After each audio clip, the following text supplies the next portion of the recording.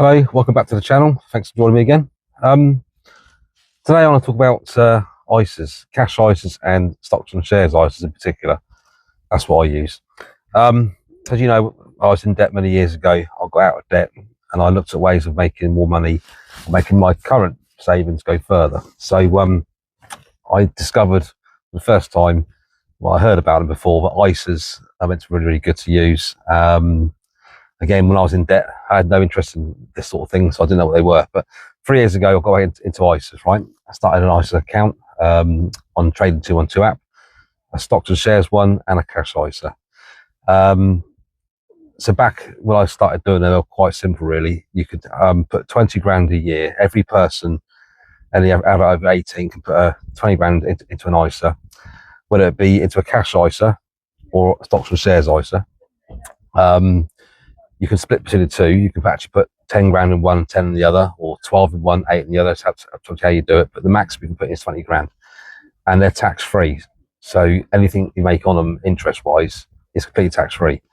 It's very simple, wasn't it, really?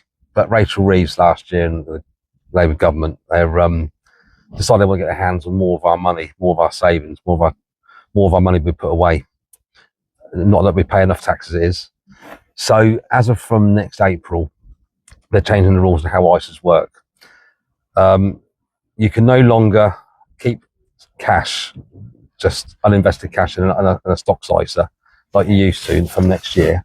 You can only put, you can only keep. What they're going to do is make you invest in a stocks and shares ISA. The money you hold in there uninvested will be taxed at 22%, which I think is really unfair. They're also going to change the fact that if you're under 65, you can only put in up to 12 grand into your cash ISA per year.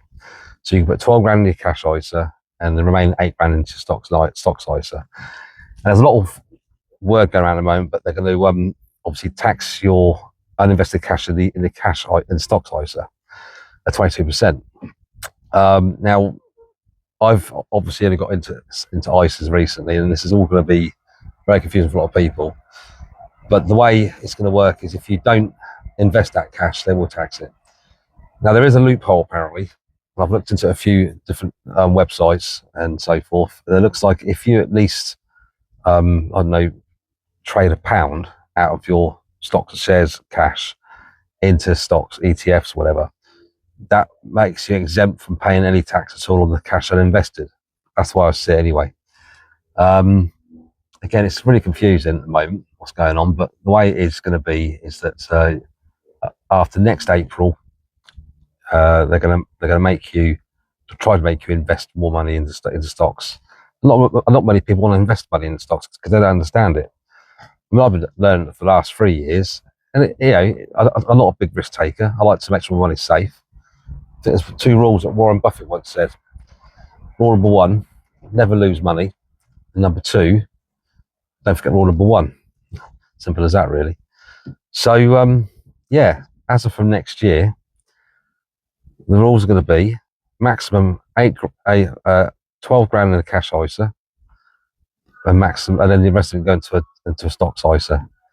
And the way it looks like at the moment is that if you do invest at least £1, if you're able to, in whatever platform you're using to invest with, into stocks of some kind, that will make your remaining free cash in your cash stocks ISA exempt from tax. Now, they might change those rules yet, but there is going to be a new government next year as well, don't forget. So they might even scrap all this yet, who knows.